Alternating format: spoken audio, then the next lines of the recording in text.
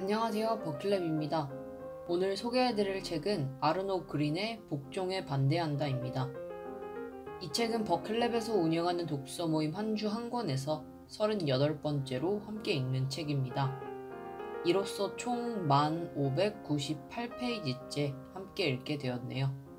빨간 표지를 가진 강렬한 제목의 책은 표지에서부터 문제작이라는 느낌을 줍니다. 저자가 말하고자 하는 것이 복종과 그 불응에 관한 것이니 반항적인 느낌을 준다면 표지 디자인이 성공적인 것이겠죠? 책을 크게 세 부분으로 나눠볼 수 있을 것 같은데요.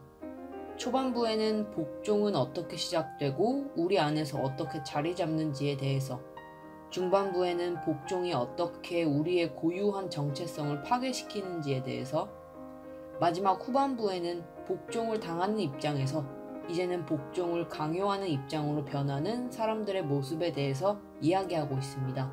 하나씩 간단하게 살펴볼까요?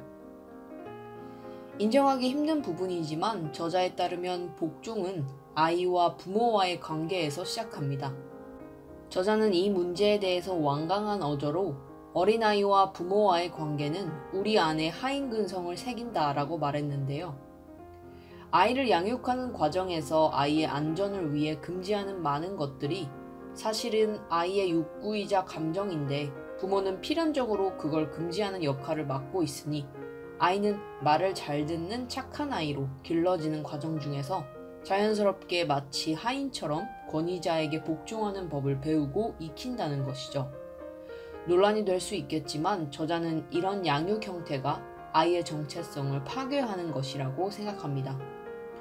오롯이 자신 안에서 나온 욕구들은 부모에 의해서 금해지고 부모의 뜻대로 행동하는 것에 익숙해지다 보면 아이는 자신이 느끼는 감정들을 나약하고 무가치하다고 여기게 됩니다. 복종을 권장하는 부모로부터 자신의 본질을 수치스럽게 여기게 되는 것이죠. 그리고 우리는 그것을 정상이라고 부르고 자신의 본질을 부정하는 일이 문화시민으로의 덕목이 되어버린 사회에서 살고 있다고 말합니다. 이렇게 현대인은 자기의 감정과 욕망을 그대로 직시하는 것이 익숙하지 않은 껄끄러운 일이 돼버린 거죠. 하지만 자신을 위해 헌신하고 있는 부모가 자신의 정체성을 훼손하고 있다는 의심을 하는 것은 위험한 일입니다. 아이는 복종에 대한 거부감과 함께 복종을 거부하는 자신에 대한 죄책감을 동시에 느끼게 됩니다. 이런 두 가지 생각 속에서 혼란을 느끼는 것은 큰 불안감을 만들어내고 결국 우리의 사고는 이 과정에서 한쪽을 선택하기로 합니다. 정상적으로 부모에게 복종하며 사는 것이 옳다. 내가 날 것으로 느끼는 이 감정들은 그르다라는 판단을 내리게 되는 것입니다. 그리고 이 과정을 통해 타인의 복종을 자신이 받아들임으로써 이제는 타인에게 역시 자신처럼 복종할 것을, 정상적인 삶의 길을 갈 것을 요구하는 복종의 서포터로 사회의 착실한 일원이 되는 것이죠.